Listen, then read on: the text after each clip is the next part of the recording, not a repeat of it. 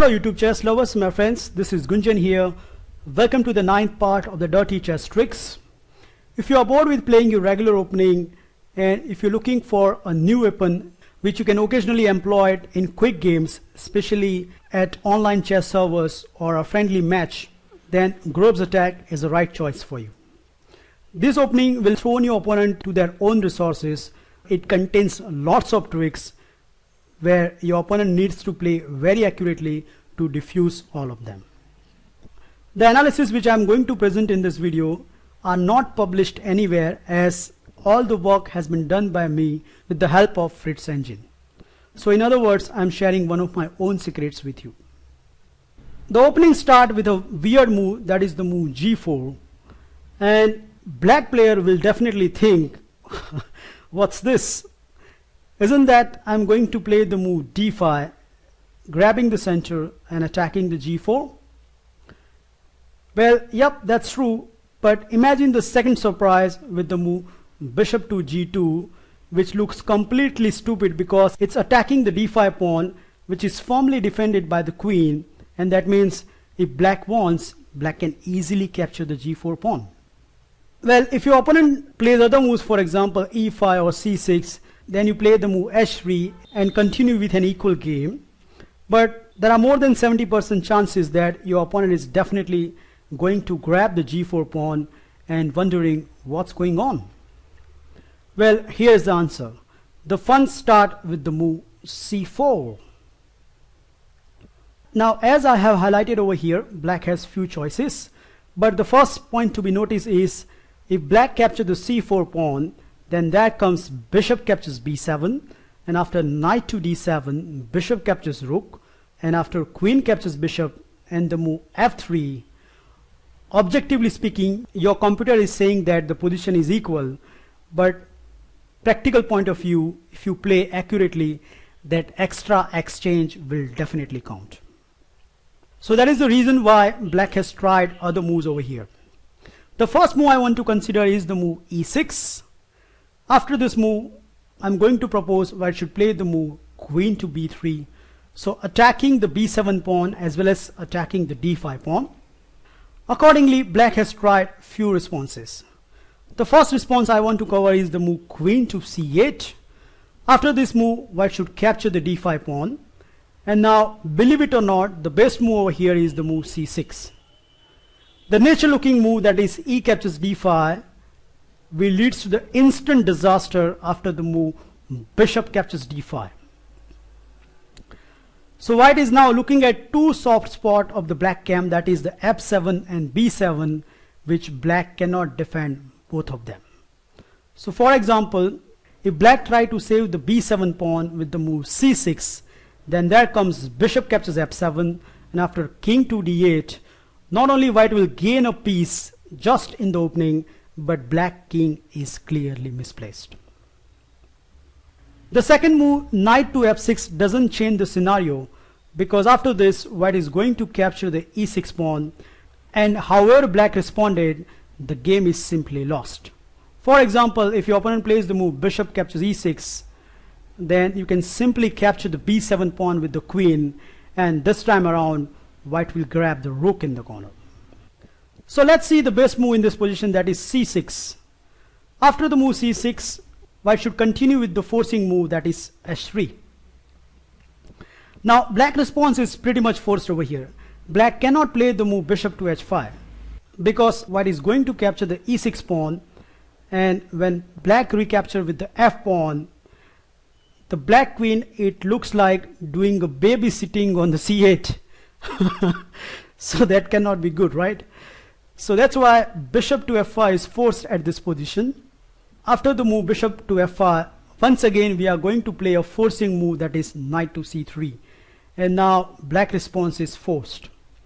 If black carelessly develop a king side piece, for example knight to f6, then there comes e4 attacking the bishop, and after bishop to g3 we have familiar babysitting scenario.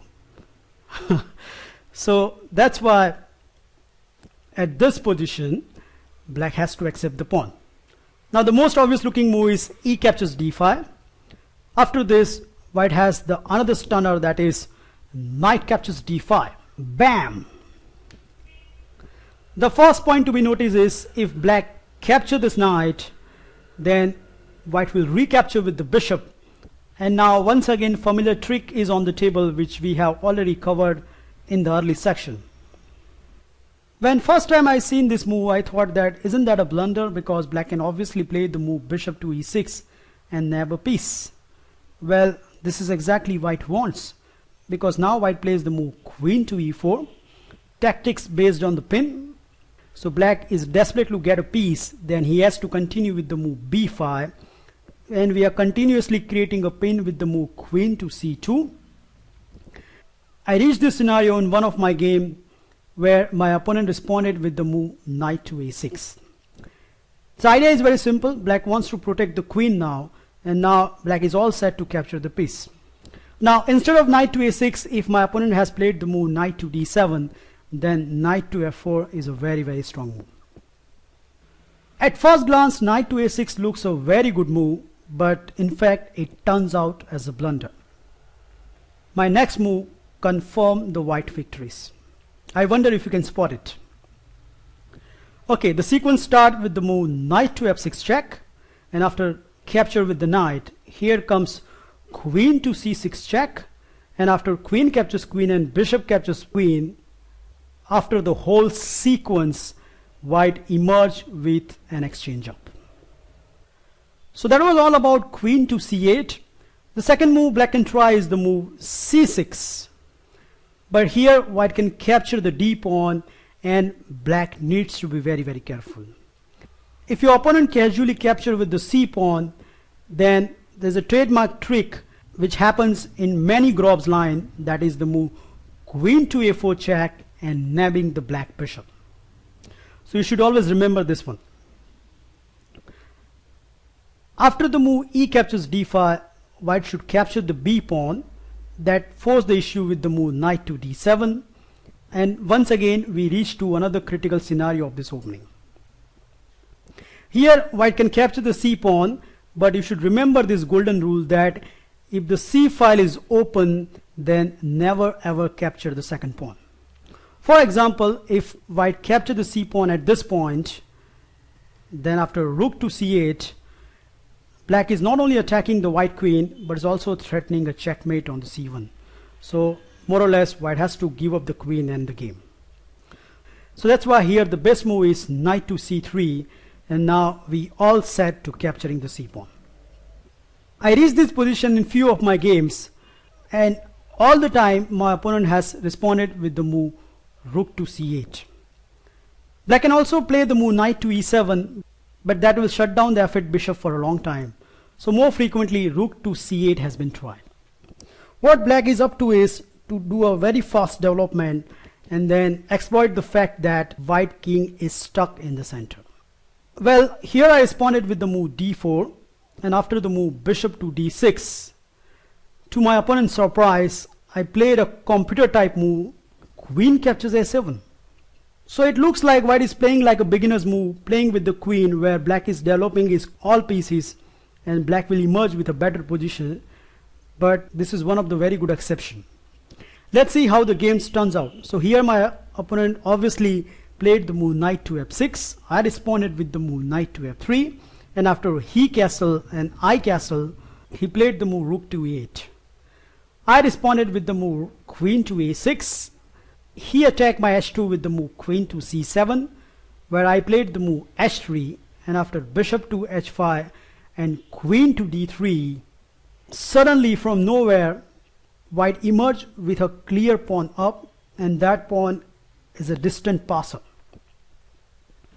So sometimes this opening is not about creating the immediate tricks, but there are also some long run tricks also exist.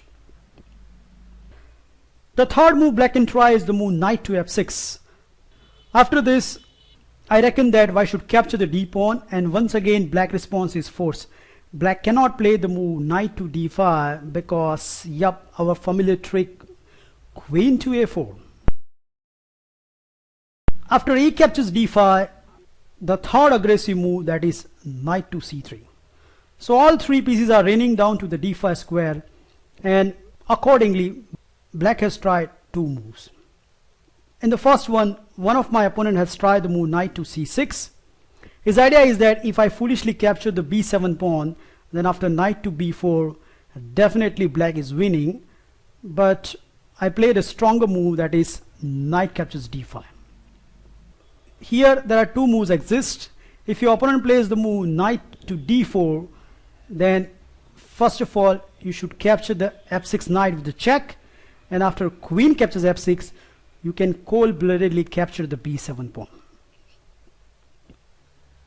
If your opponent plays the obvious looking move, that is knight to c2 check, then after king to d1, knight captures a1, you can capture the rook with a check, and after queen to d8, bishop to c6 check, and king to e7, you can even capture the a7 pawn. The simplest reason is black king is clearly misplaced as well as the knight, and at this point white is emerged with a 2 pawn up and a better king safety.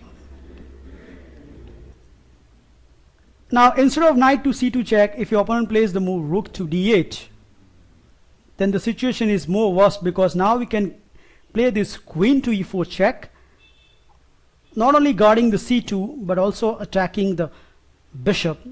So the bishop has to go back, and after this we play a very simple move, that is e3, and emerge with a 1 pawn advantage.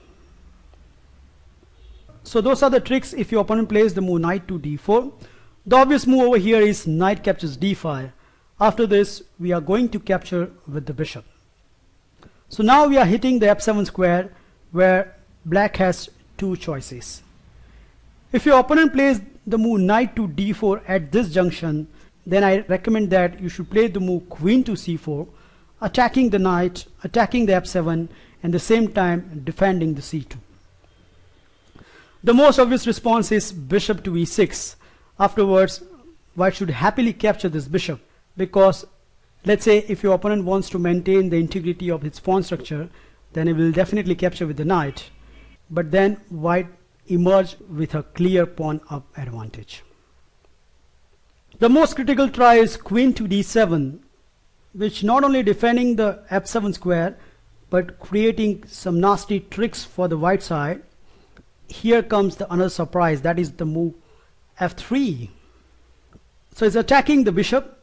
If black castle on the queen side, then white is going to capture the g4 and exchange some pieces, where position is quite okay for white. So the most critical try is bishop to f5. But now comes the super shot, that is bishop captures f7. Bam!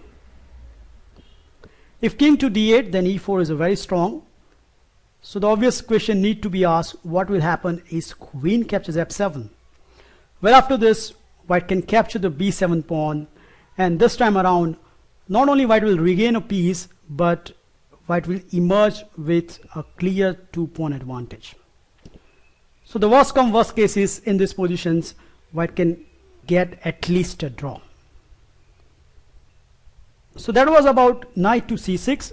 The second move black can try is the move c6, but I don't believe in this line, because here obviously white is going to capture the b7 pawn, and after knight to d7, remember our golden rule, as here white has already played the move knight to c3.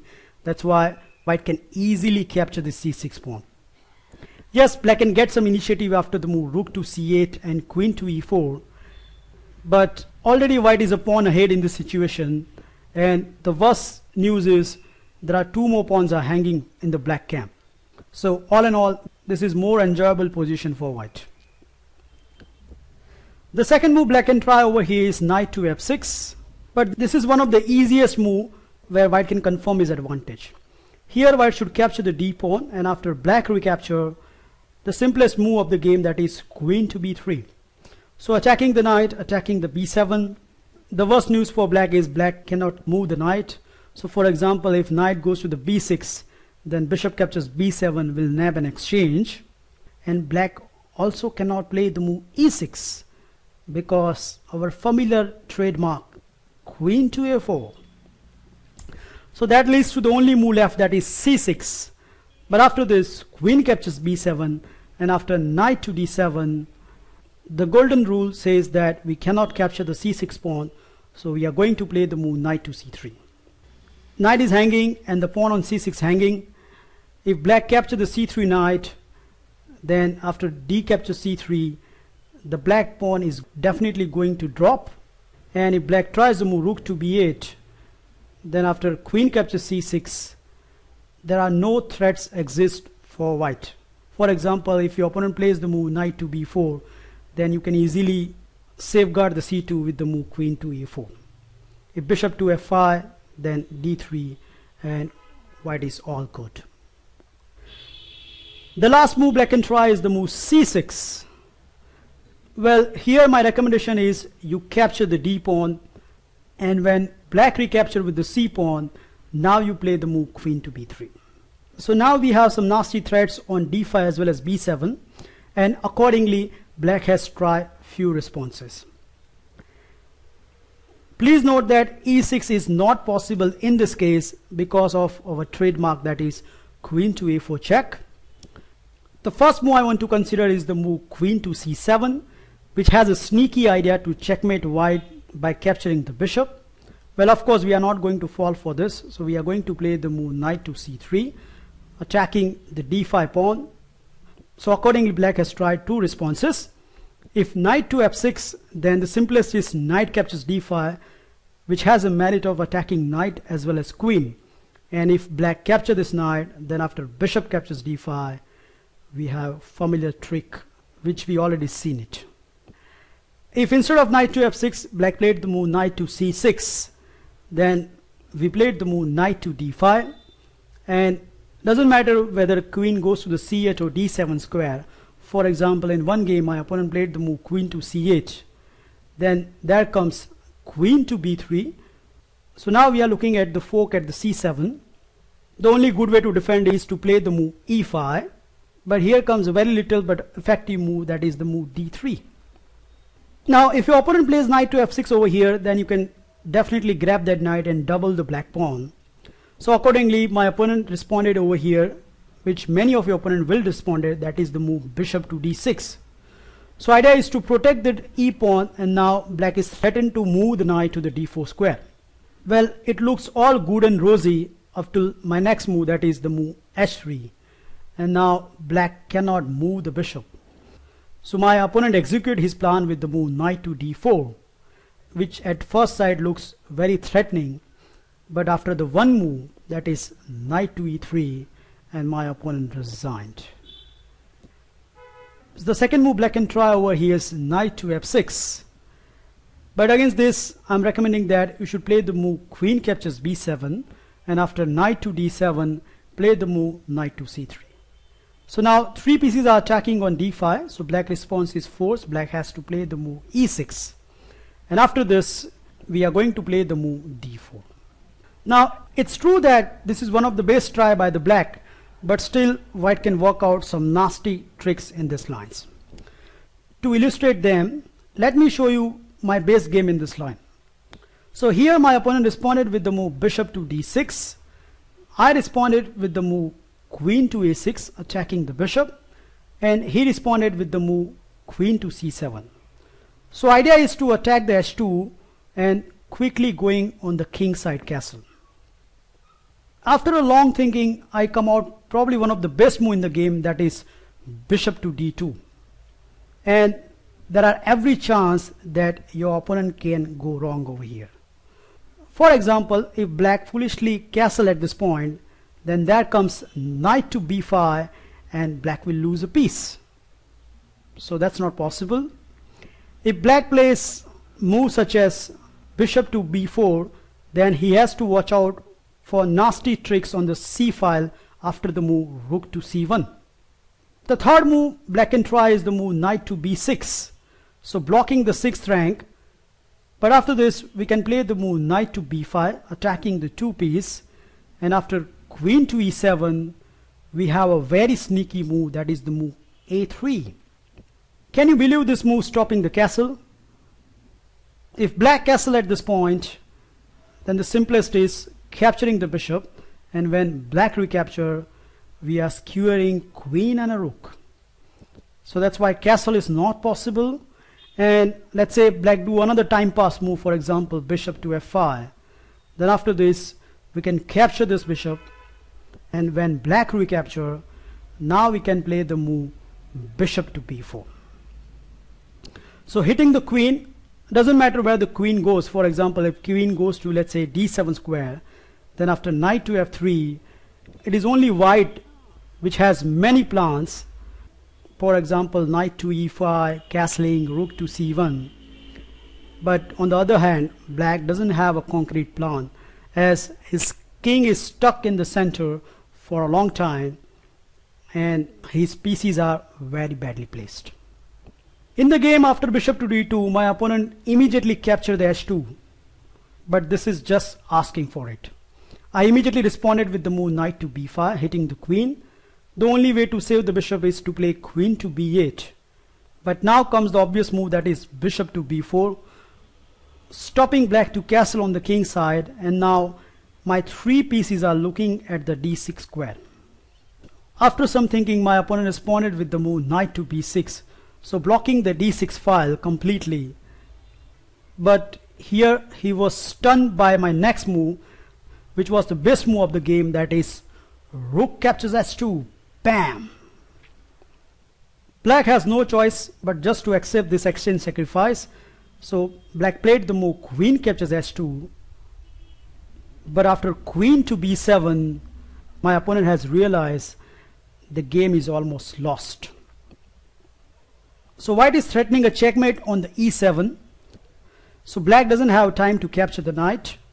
In the game, my opponent responded with the move knight f to d7.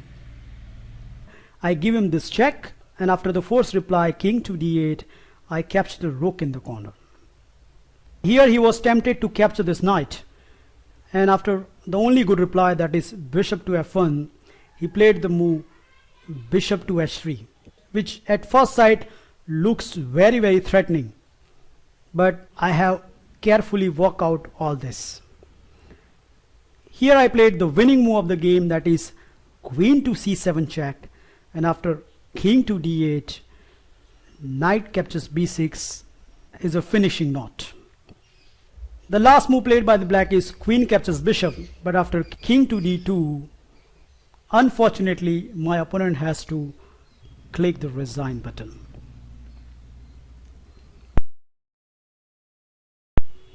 I firmly believe now that with this information you can play this attack with a very great deal of confidence.